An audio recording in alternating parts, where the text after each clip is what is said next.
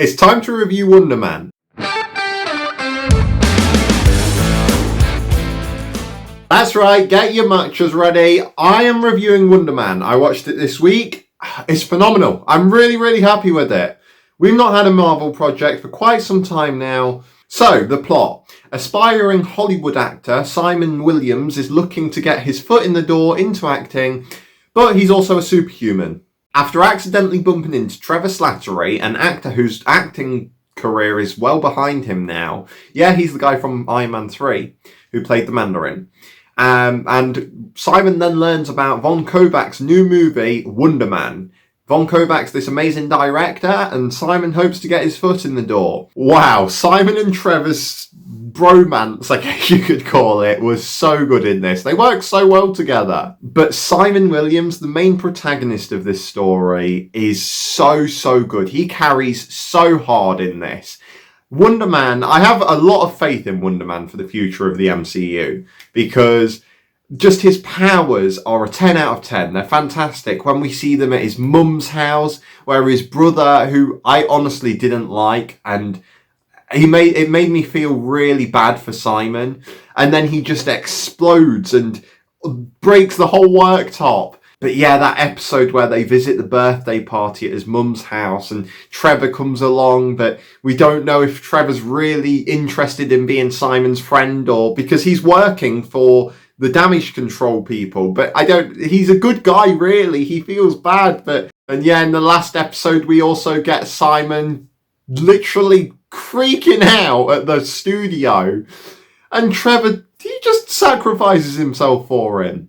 So then Simon does the right thing and goes and collects him from prison using his amazing ionic powers. And I'm not going to lie, that was a pretty big twist. I didn't expect that. I thought Simon was going to never get like the role that he really wanted. I thought he was going to become like this villain, because I've not read any of the comic books, so I know nothing about Wonder Man.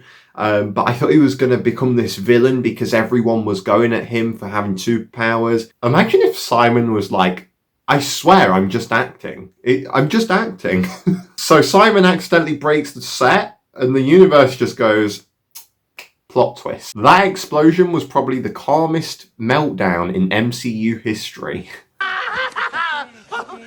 This shows less save the world and more don't make yourself look like an idiot on camera. Simon's powers, 10 out of 10. His coordination, probably a 2. First try. This is the conversation between Doctor Strange and Simon. Yeah, you know, Simon, we really could have used your help in saving the world type stuff when Thanos did the snap and all that.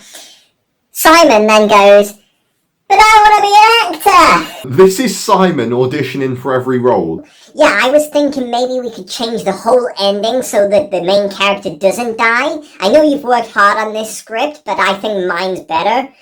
That's why he doesn't get roles. The best thing about this is that he's a superhero with career goals.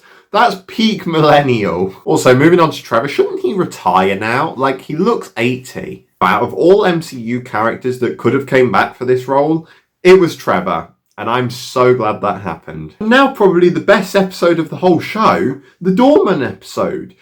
I thought, honestly, being dead serious here, I thought this would be the worst episode. I thought it'd be boring. I saw that it was in black and white. Boring! And it really gets me hooked. It is so good. I'm so invested in this side character who's got powers that is literally good enough to be a main character in it. This Club Doorman gets portal powers and briefly becomes a star with the appearance of Josh Gad.